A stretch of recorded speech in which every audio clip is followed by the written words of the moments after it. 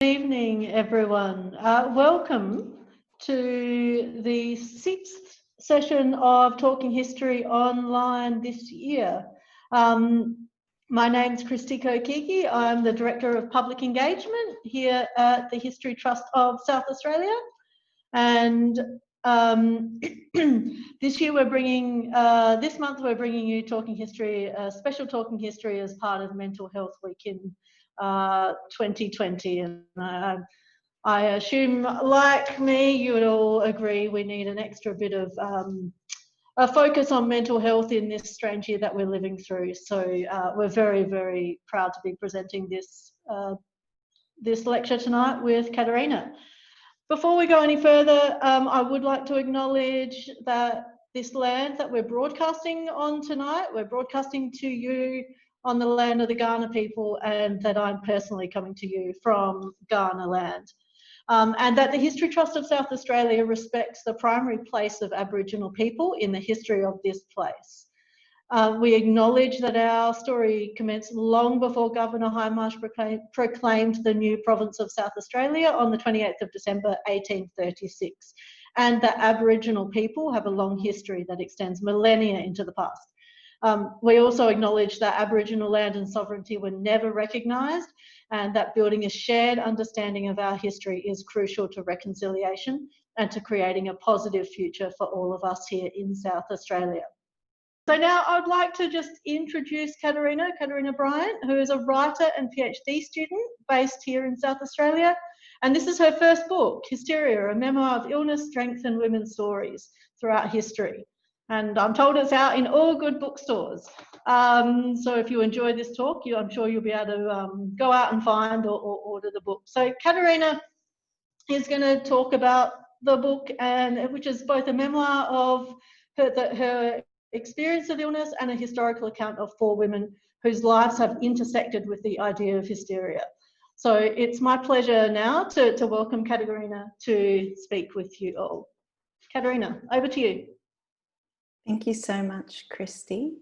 I'll just start by sharing my screen. Okay, good. So hello everyone, thank you for coming tonight. It's such a pleasure to be a part of the Talking History series. I thought I'd start this talk by briefly introducing myself, particularly that this is my debut book and it was released this September by NewSouth. Hysteria is both a memoir of my experience of illness and a historical account of 4 women whose lives have intersected with the idea or diagnosis of hysteria. The book particularly looks at the strength of women who were not seen as themselves, but as patients alone. So tonight I thought I'd touch on the lives of 3 of the women I talk about in the book: Edith Jacobson, Mary Glover, and Blanche Whitman.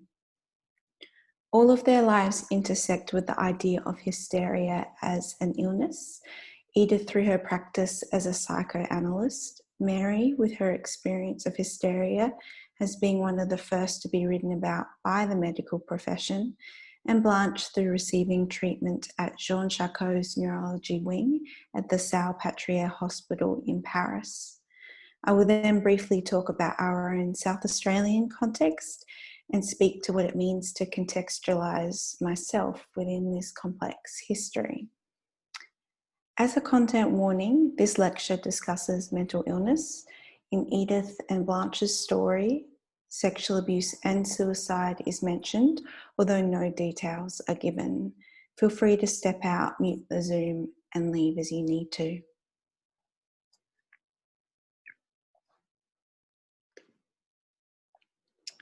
So before diving into Edith, Mary and Blanche, I thought I'd begin with a reading from the book to explain my own experience of illness. I was eventually diagnosed with what once would have been known as hysteria. This reading will also hint at why these women's lives I researched became so key.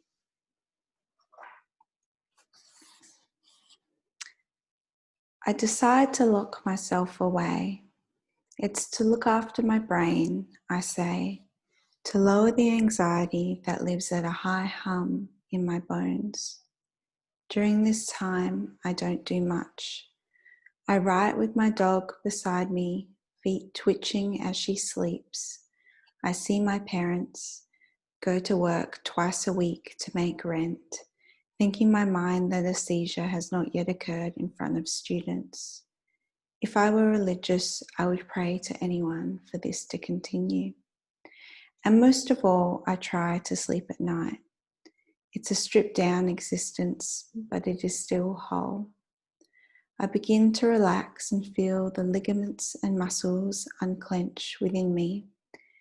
At some point, the message of healing rest becomes lost, and I begin to fear being outside.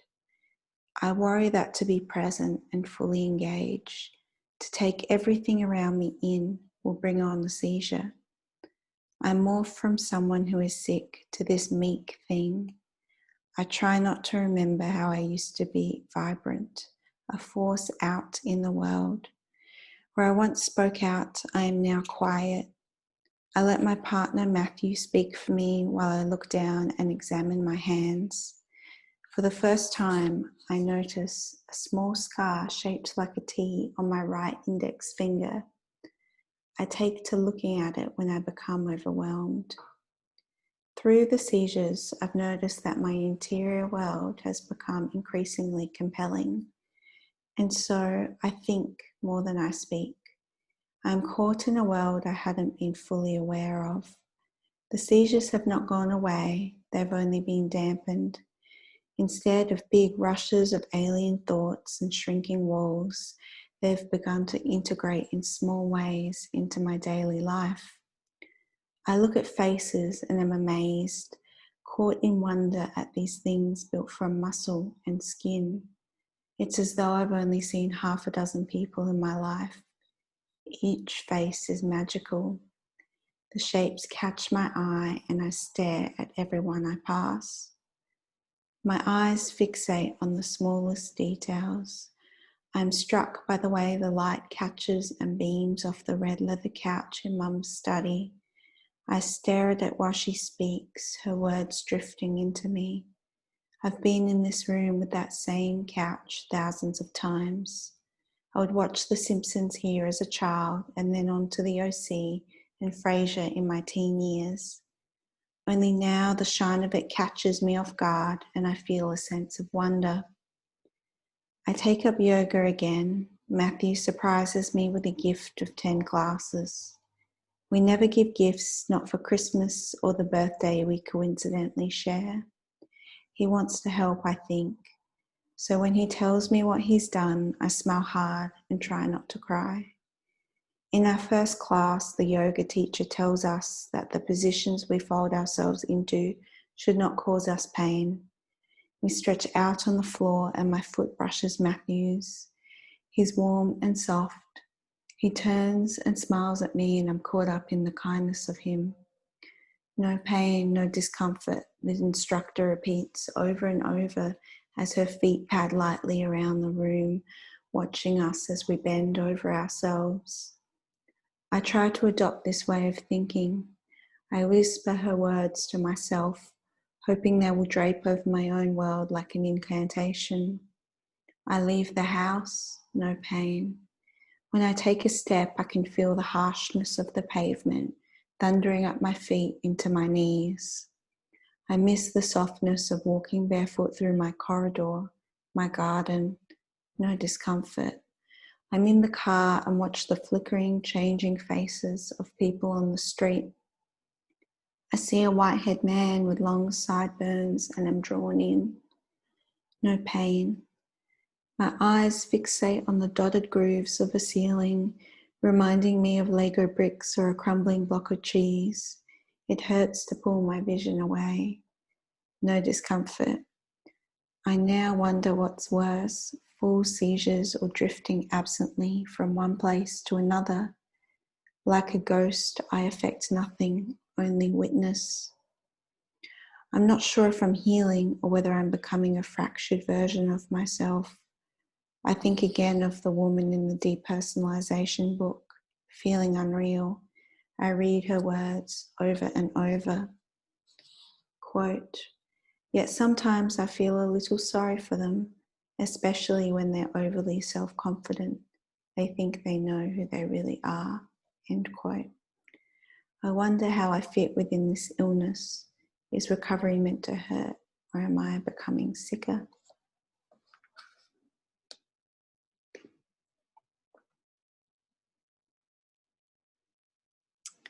So now on to Mary. Mary Glover's experience of illness embodied the political struggle between religion and science.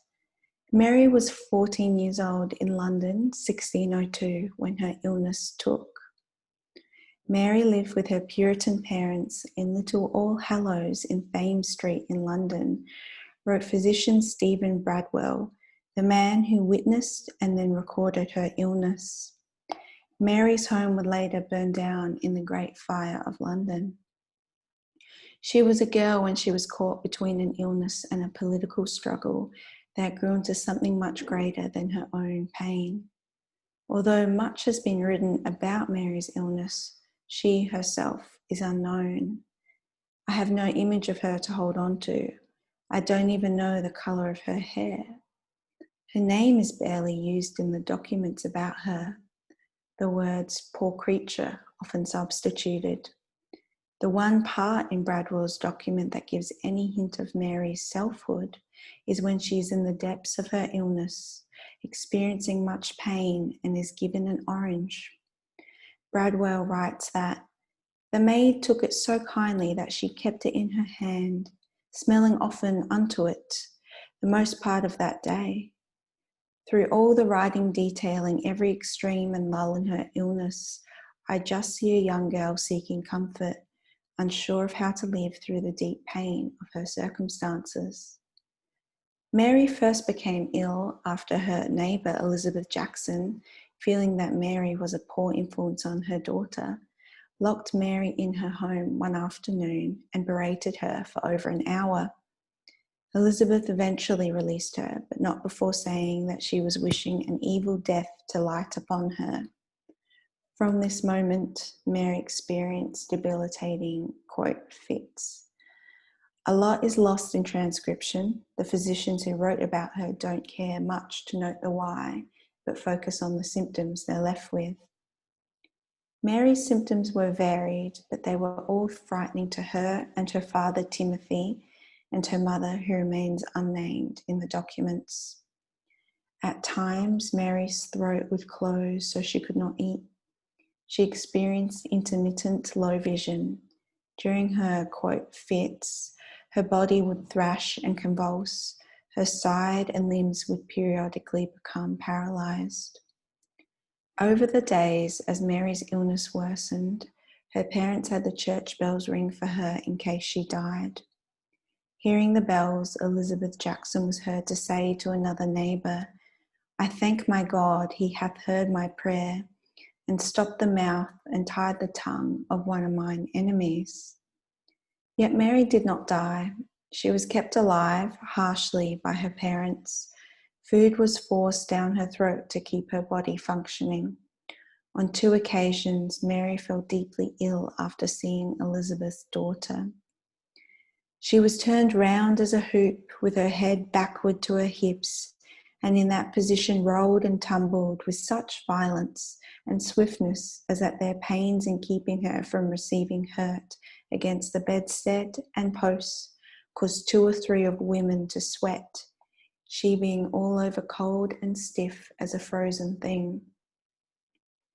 Mary's illness continued to worsen. As it did, Elizabeth was taken to the sheriff to meet with Mary. Upon seeing Elizabeth, Mary went into another, quote, fit. Witnesses heard a voice coming from her nostrils. They interpreted the sound as a command. Hang her, hang her. The neighbourhood, as well as the church and medical community, was split. Some thought she was faking her illness. Others believed Elizabeth was a witch who had cursed the young girl. Trials were even staged, where Elizabeth was forced to enter Mary's home and Mary would seize in response. an audience of both skeptics and Puritans crowding the room. On one occasion, the chief's legal officer, John Croke, required a woman to enter Mary's room dressed as Elizabeth as a test. Mary did not seize until Elizabeth, disguised in another's clothes, entered later. Croke then wished to test if Mary could experience pain, reasoning that if she was possessed, she would react. Mary was still when Croke put a hot pin to her cheek and burnt her hand with some paper he'd set alight. Croke thought she felt nothing, but I wonder if it was merely convenient for him to believe this. Movement does not indicate one's ability to feel. The calls of which were heard, and Elizabeth went to trial before the judge, Sir Edmund Anderson, at the Court of Common Pleas. Defending her as a witness was physician Edward Jordan. Jordan did not know Elizabeth or Mary personally, but hearing about Mary, he took it upon himself to testify that she was experiencing hysterico-passio. This illness, Jordan testified, was, quote, monstrous and terrible to behold, and of such a variety as they can hardly be comprehended within any method or bounds, end quote. His position was firm. Mary was ill, not possessed. Yet, despite Jordan's evidence, Judge Anderson found Elizabeth guilty of witchcraft. She was sentenced a year behind bars, and she was to visit the pillory multiple times. Yet Elizabeth never served her sentence. Unhappy with Anderson's judgment, various members of the community campaigned for her release. In a way, despite the trial, Elizabeth was lucky. If she had been sentenced 2 years later, after new revisions had been added to the Witchcraft Act, she would have been sentenced to death. After the trial, Jordan wrote and published a pamphlet building on his testimony. It's pictured here.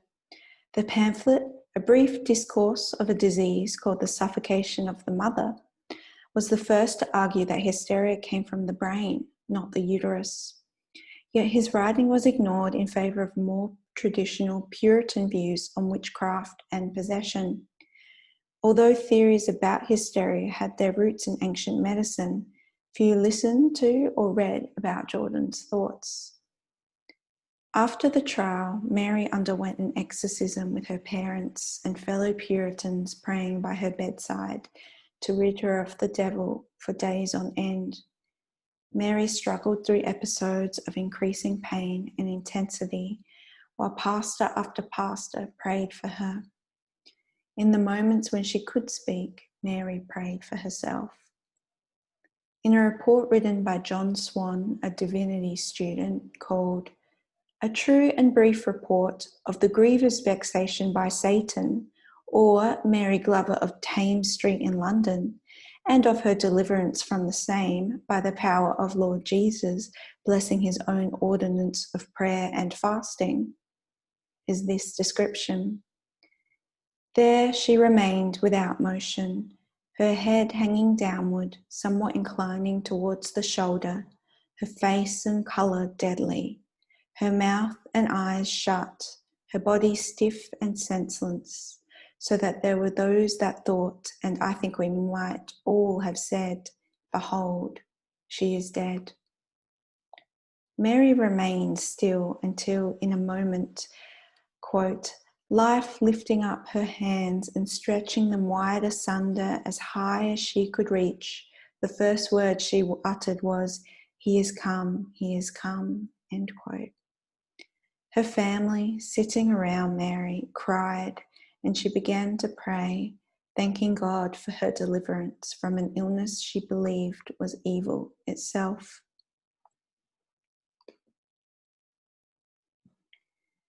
Blanche Whitman was not known by name, but as the Queen of Hysterics.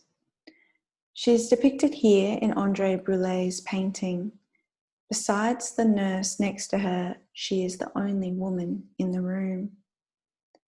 The painting was created in 1887 to capture neurologist Jean Charcot's Tuesday Sessions, a public showing of hysterical women.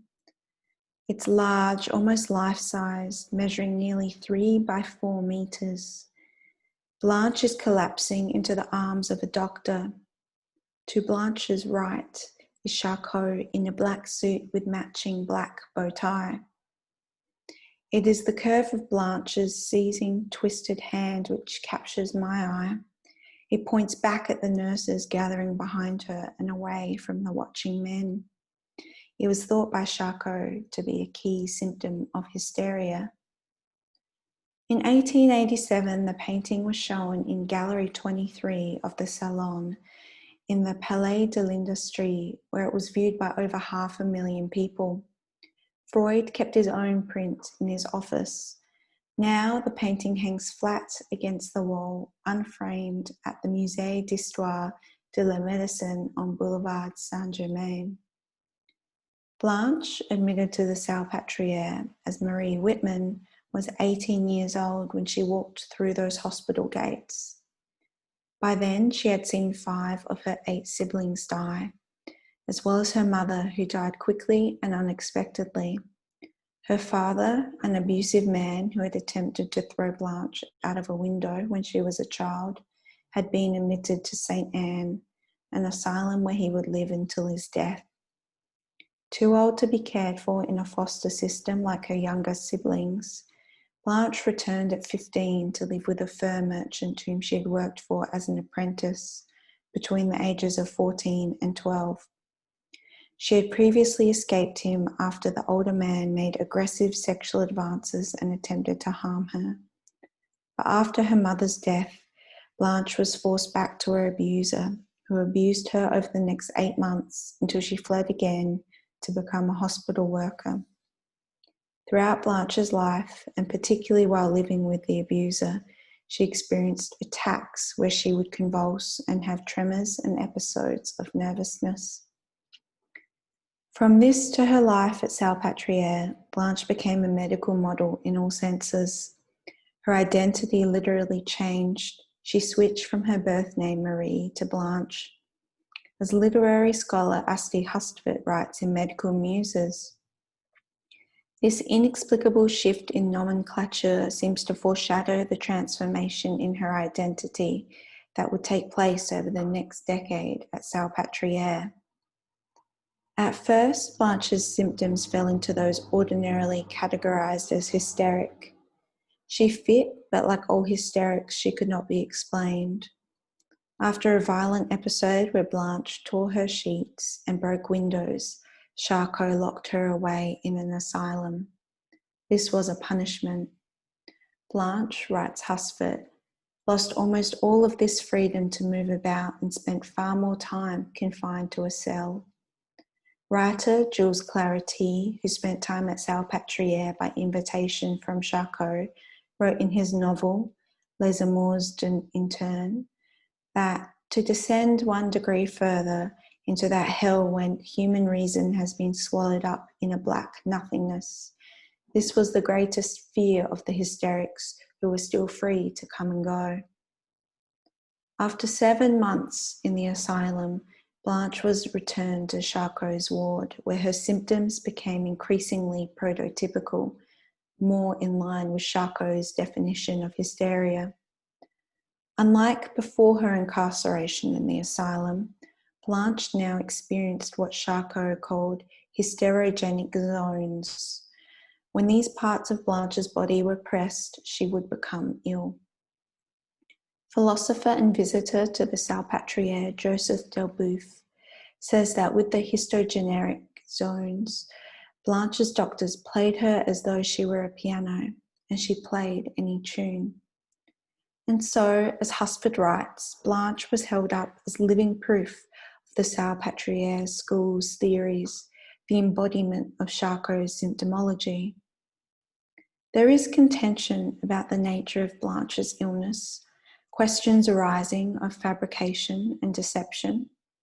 Of the Tuesday sessions, physician Axel Munth, who worked at the Salpêtrière, says that these stage performances of the Salpêtrière before the public of Tout Paris were nothing but an absurd farce, a hopeless muddle of truth and cheating.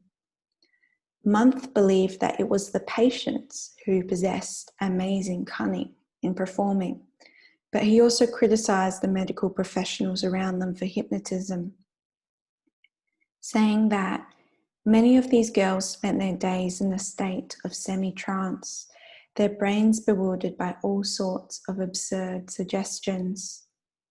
Personally, I think that Husford says it best. Human beings, as a rule, adapt to fit social norms, and patients adapt to medical standards. Blanche, I think, did not knowingly alter her behaviour, and thus illness, but her body did what it must to survive. She might have become carried away at the Tuesday sessions. Her performance directly affected her quality of life. The most popular sessions would be taken to different hospitals. Blanche visited Hotel-Dieu Hospital for a woman whose movements were restricted to the Salpêtrière, who had known loss and violence. I imagine that dramatising her illness before others would be worth the small luxuries she was afforded in return. On her deathbed, Blanche said about her time with Charcot and the accusations of feigning, "If we were put to sleep, if we had fits, it was because it was impossible for us to do otherwise. Besides, it is not as though it was pleasant." It is understandable that the world around you will alter your experience. Blanche lived most of her life at the Salpêtrière, oscillating between life as a patient and an employee. Being around Charcot and his patients shaped her and her illness, and because of this influence, she came to be Charcot's most famous patient. Her life was transformed. She moved from hardship to another, more forgiving existence. But after Charcot's death in 1893, his neurology school ceased to exist. Neurology did not need Blanche anymore. She stayed at the Salpêtrière though, where she worked as a technician at the laboratory established by radiologist Dr. Charles Infoy. It was the beginning of the 20th century, and the dangers of radiology were not yet understood. Blanche, like Infoy after her, developed cancer from her proximity to radiation. To slow its progression, her fingers were removed one by one, as eventually were her left arm, forearm, and remaining arm. Her legs too were amputated. Blanche died in 1913 at 54 years old, leaving behind only the photographs, drawings, and paintings of her time as the Queen of Hysterics. So I come to Edith through her work on depersonalization, which is an aspect of my own illness. Edith was born in 1897 in Chonau, Poland. Her father, Jacques, was a kindly man, a GP having previously been a military doctor in the First World War. Her older brother, Eric, was a paediatrician, and Edith felt that this too was her path, and she was drawn by circumstance to psychoanalysis. It was while Edith was at the Berlin Psychoanalytic Institute during her 4 years of study that psychiatrist Arthur Kronfeld, who was skeptical about psychoanalysis, wrote to Edith's father to ask him to convince Edith to stop training. Kronfeld must not have known Edith well, as Jacques wrote in reply, "My children are quite used to being allowed to have an opinion of their own."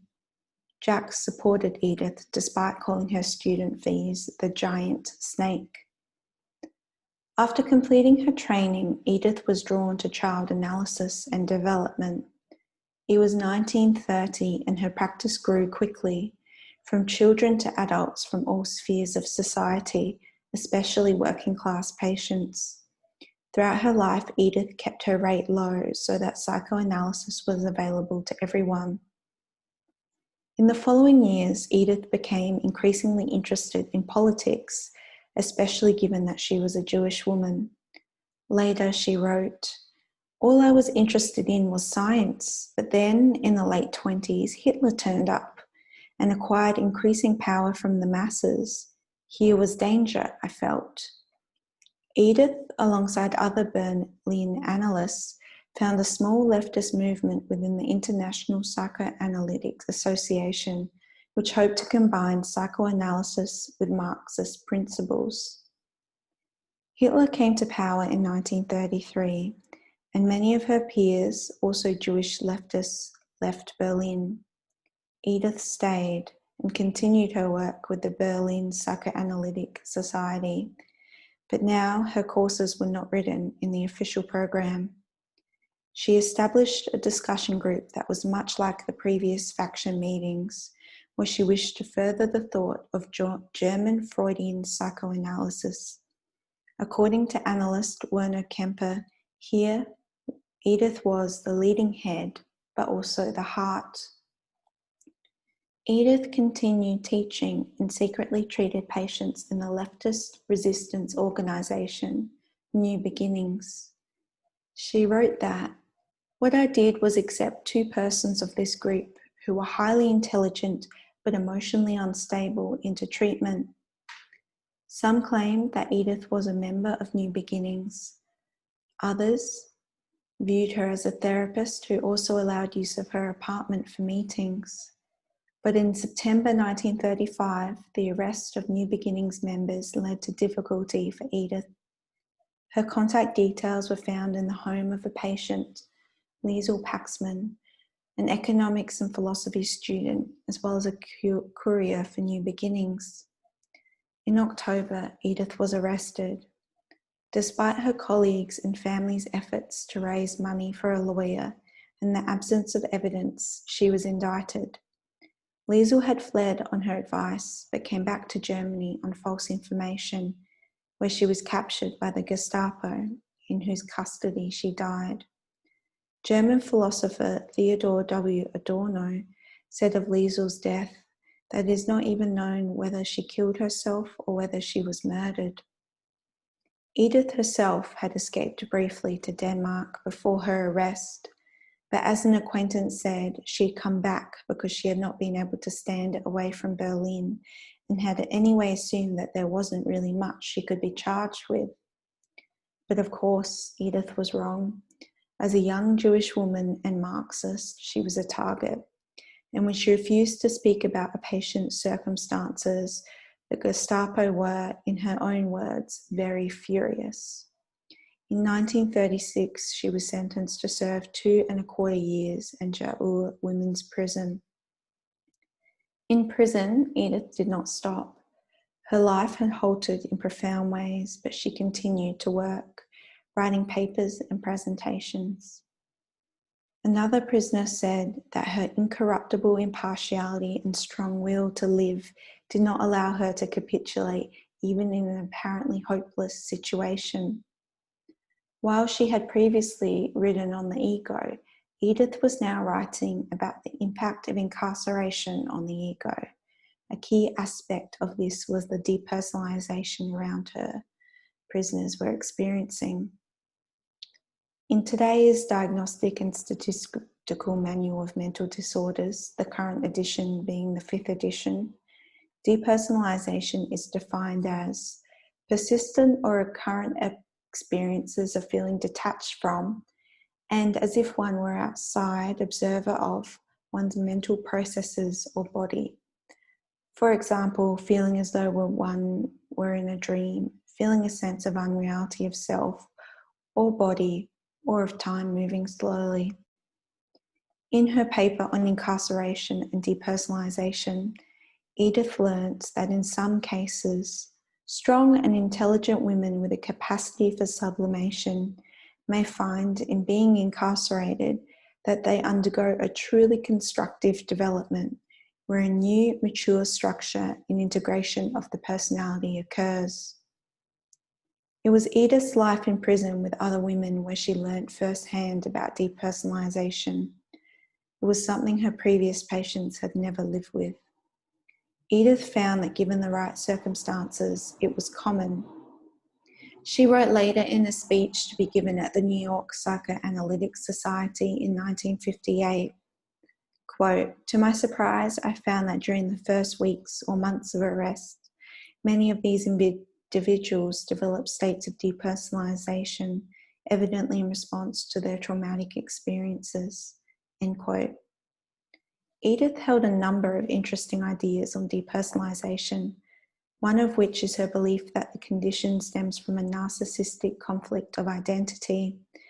She writes, "I noticed a transparent connection of such states of depersonalization with the universal reaction of prisoners to the narcissistic blow inflicted by their arrest, the feeling that this could not possibly have happened to them. To experience depersonalization is to feel a split between the self and body. It is understandable that the trauma of arrest could bring this about." Edith writes, "The dreadful change of surroundings, the restriction of normal everyday activity, and the severing of all object relations mobilize the hostile instinctual powers from within. Unexpectedly struck, the ego of the prisoner has to face a fight on two fronts, against the outside as well as against his own inside world." While in prison, Edith eventually fell ill. Her life was in danger, the prison doctor decided after taking an interest in Edith and talking with a colleague from Hanau, and so she was hospitalized in Leipzig. Edith was lucky, as this was a time, according to her own understanding of politics, that the Nazi regime did not want prisoner deaths. If Edith recovered, she would return to prison. By chance, her older brother was working in the hospital in Leipzig. The resistance, along with friends of her brother, planned an escape. Edith was granted a consultation with a doctor in Berlin, where she left a suicide note to evade the Gestapo. She then travelled to Munich, received a passport belonging to an analyst friend, then escaped to Czechoslovakia. In Prague, Edith underwent surgery, and once she'd recovered, emigrated to New York. In preparation for her new life, she changed her name from Jacobson, Jacob S-S-O-H-N, to Jacobson, Jacob S-O-N. It was there she built a groundbreaking career in psychoanalysis and lived well for 40 years. She continued to live her life as a child-free, unmarried woman, all the while diligently writing. So Edith spent some of her time in prison writing poetry, a habit that continued beyond incarceration into her life in America. Her poems are now buried, accessible but inaccessible in that administrative way, kept in boxes in the Library of Congress in Washington, D.C. In writing this book, I emailed them and waited for a reply, expecting nothing. But then 30 photographs of Edith's poetry were sent to my email. The pages pictured here are near illegible. Loose fountain pen script crossed out and rewritten. Most poems are written on yellowed sheets of paper, some with addresses scrolled in different pen on the other side. A few of the pages have a letterhead. It's the one thing I can read, stamped in English above the German. Edith Jacobson, MD, 550 West 96th Street, New York. Through the photos, I can see the folds of the paper, small rectangles as though Edith folded them up tightly and kept them in her pockets as you would a shopping list. The earliest poem was written on the 31st of October, 1940. She'd spent 2 years in New York by then. The latest is 1952. And the rest remain undated. Only 3 of the 30 are typed, over which Edith has added a comma or a line break in her own hand. One of these, Untitled, is in English, and I'll read it now. The time, this wonder full of mystery, abiding now, escaping then our mind. The time bewilders still our aims to find, light in the darkness, and our problems key. But time creates the anniversary, to be a symbol as we are inclined, to promise and fulfill the kindest kind, to celebrate our dearest good, to be. So be aware of the eternal youth, which we are representing, we the truth, that where is love, there always is the prime. You shall grow young forever, dear old boy, with us the youth, and thus you shall enjoy the timeless happiness of living time. I think finding something like this is the joy of working with archives, working with history. I try not to project too much onto it, the only intimate message Edith has left that I can understand. I thought now I would turn to material outside the book quickly, and that's looking at South Australia's own history. I did a brief look online at the State Library of South Australia archive and found this drawing of the, quote, lunatic asylum from 1860. It had the below description. Set in 6 acres of land on the corner of Hackney and Botanic Roads, the asylum was built in 1851 to an English Tudor revival style attributed to colonial architect William Bennett Hayes. The building was of stone with brick trimmings, lattice windows and timber verandas. In 1937, the Botanic Gardens ceded 4 acres on its western boundary to the hospital in exchange for the lunatic asylum and grounds. As early as 1866, the asylum had become overcrowded and considered below standard, but it was not until 1902 that the last patient was moved to the Parkside Asylum. It was used as an infectious diseases hospital until the main buildings were demolished in 1938. What remains of the asylum are Yarrabee House, part of the walling, and the morgue, which is used by the Botanic Gardens as a tool shed. So I bring this up because while it's always interesting to look into the history of where we live, it presents a lot of what I was found while researching my book. In this write-up, only one individual was mentioned, but not by name, the last patient. The history centres on the building, the place, not the people who lived within it. And in looking at the South Australian Library catalogue, all primary information is about the building itself. In both writing the book and looking at this particular image, I questioned, what of history do we keep? What do we record? And whose stories do we tell? To find the stories of those with lived experience, particularly women, I think you have to dig deeper. For this reason, I view the book itself as an archive of sorts. My hope is that it not only will inspire understanding and empathy with experience of mental illness, but encourage people to look beyond the surface of the histories we are often presented with. On that note, I'd like to talk about why I felt it was necessary to contextualise my own experience within the stories of the women I write about. Carmen Maria Machado writes in The Dream House that through writing her memoir of a past abusive relationship, she, quote, enters into the archive that domestic abuse between partners who share a gender identity is both possible and not uncommon, and that it can look something like this. I speak into the silence. I toss the stone of my story into a vast crevasse, measure the emptiness by its small sound. End quote. Machado sees herself as entering an archive that had previously been something unspoken. My experience is different, of course, to hers, but as I think we all do in reading memoir, I see myself refracted through her. Hysteria is an archive of my illness over the 2 years in which it's set. As I've discussed tonight, it's not only my archive alone, but charts Mary, Edith and Blanche's lives too, mapping out connections and divergences within the context of different times and identities. What has become clear to me in writing the book is the importance and power of feeling a part of a community of shared stories, particularly stories of experiences of mental illness that, while spoken, perhaps aren't shared or given a platform due to stigma. Edith, Mary, and Blanche are ancestors, touchstones that allow me to realize that while I'm an individual experiencing an illness, I am not alone.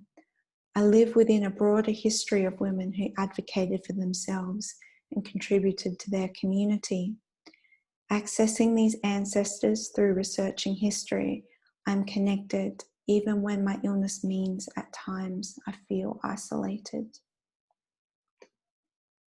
So thank you so much to everyone for coming tonight and for listening. And thank you to the folks at the History Trust of South Australia for tonight too. If you're interested in the book, there are copies available at Imprints, Dymocks, Dillons, and of course online. Brilliant. Thank you, Katerina. That was quite amazing. That was incredibly thoughtful and insightful of what a deep dive into the lives of these women whose treatment, like centering these women and their voices. Yeah, just fascinating. I was a bit mesmerised. Your voice too. You have a lovely way of telling that story, and I think some really powerful questions at the end about whose history do we keep and what do we record? What does that documentary record leave out? Whose voices are silenced and whose stories do we tell? Because we largely, as historians, we do rely on that documentary record. So really, really important questions. So thank you very much. We have some questions here from the audience. Just going to start with the one at the top. If anyone else has questions, put them in the Q&A so we can get to them. And if someone's asked a question similar to you, just give it a thumbs up, bump it up the list, and then we'll know that multiple of you would like that question answered. So we'll just start with, I don't know if you can see them, Katerina. I'll just read them out for everyone's benefit though. Thank you. So the first question is, oh, we've got stuff bumped up already. Okay, I was wondering, so someone is wondering if through researching the book, you came across the experiences of autistic women in history, and if being autistic and hysteric were connected in any way. Did you come across any of that in your research? So I didn't come across that language, but that doesn't mean that was not an element within it, especially when I'm looking at times in history where neurodiversity is either unacknowledged or spoken down upon. So it could very much be an element, but it's difficult to see medical records of people and make those assumptions when you were not there and those doctors had their own bias. But I think that's a really interesting question. Yes, it is. Yeah, thank you. The next question is, do you think old ideas on hysteria affect or inform medical bias today? They so go on to say, it's well documented that women's pain alone is not treated the same as men's. Yeah, well, when I was writing, well, perhaps before I became ill and before I was writing the book, I saw the world and the historical view of the patriarchal structure of the medical profession as something that was in the past, that while it was built as this structure, it was perhaps better now and that we have learnt. But upon reading all of this research and my own lived experience, I feel quite differently. I feel as though we are now in a different iteration, but medical interactions are as gendered as they ever were, and women continue to have to advocate for themselves in different ways. So, for example, when I was looking at Blanche, many of the women in the Hysteria ward had sexual relationships with their doctors. I'm not advocating for that, but that was a way that they were able to harness power within interactions. on a different note, I found personally that I'm treated with more respect and listened to if I am well dressed and wear makeup at an appointment. So it's all part of the same story, and we're not past it as I once thought, and I think many people still thought. I think we're still living within this context, and that's only increased if you live with an illness that has a greater chance of stigma, like severe mental illness or reproductive illness. Yeah, very powerful and important points there. Thank you. There's another question that's got a couple of thumbs up here. So Nikki, who is interested in the idea that people come to embody and perform the ideas and concepts of the contexts in which they exist. I was wondering if you felt that this is true of your own experience, and if so, how? Nikki, that's a challenging question. We can take that offline and answer it with a bit more thought if you need. I think we definitely do embody the context, and it's incredibly hard to have the kind of, to be able to step outside of ourselves and to see how we embody that. But I will say that what I've been able to see in my own lived experience is that when I have been previously treated with doubt or questioned about symptoms or the severity of symptoms, I've held that in my body and taken that home, and I have continued to question myself and to ask if this is true, if I'm making it up. And before any medical appointments that raise those feelings, I have never questioned myself. So we do embody those things, absolutely. And I'm sure within certain constructs and all the things I was reading, they became a part of my body too. But that'll be something I'll be thinking about for weeks, I think. Thanks, Nikki. Yes, thank you, Nikki, and thank you for that answer. Again, very thoughtful. There's a few questions I've noticed in the chat and the Q&A, kind of about the process you went through. So I'll try and weave them together into one question, because you do really weave this amazing memoir with literary and historical analysis, and you talk about the joy of working with archival material and history, and in a really thoughtful and meaningful way. So could you talk a bit about the craft of writing and researching and writing this book, and how did you come across these women, and how long did this process take you? So the process of writing the book, in terms of the first draft, was quite quick. It was around 6 months, because I was writing as I was experiencing. And as I kind of read in that brief section at the beginning, I was really quite isolated and working as limitedly as possible so I could try and recover. So my days were quite empty, and I felt as though in order to be of use to survive, I had to write. So that process of writing came quite naturally, and I was writing after medical appointments and coming home and really expressing myself in that way. But at the same time, I was furiously researching, because I felt that if I could find somewhere that an experience that resembled my own, I could understand it. So I would just look and read all day long. And I didn't find that experience, probably because my illness is so varied that from individual to individual, nothing will be exactly the same.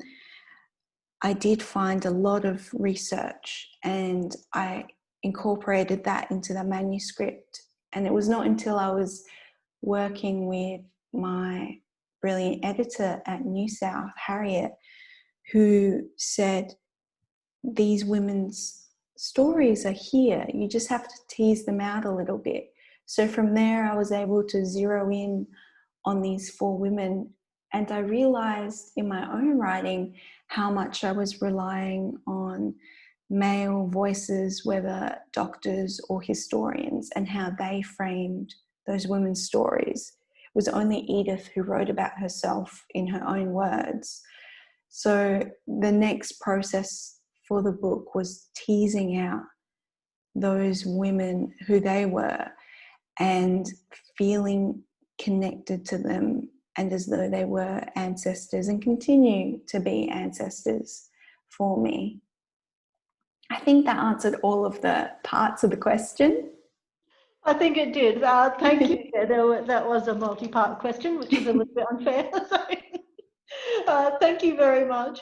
Look, and a final question before we look to probably wrap up, unless anyone has any other burning questions to throw in the Q&A quickly. But I think there's probably multiple people who would like to know the answer to this. Will the PhD lead to book number 2?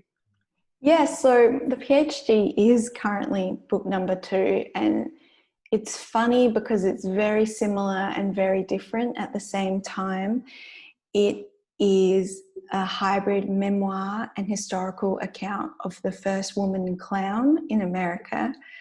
So it is not about mental illness, but circus. Yeah, it still talks about archival erasure of women and really searching for women's stories and the power of history on individuals like myself.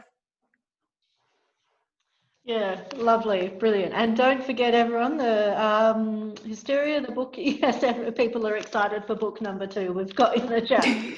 Book number 1 is available from all good bookstores and online if you haven't already got it. I've got a copy here, which I'm really, really looking forward to finishing reading now. This has been fabulous.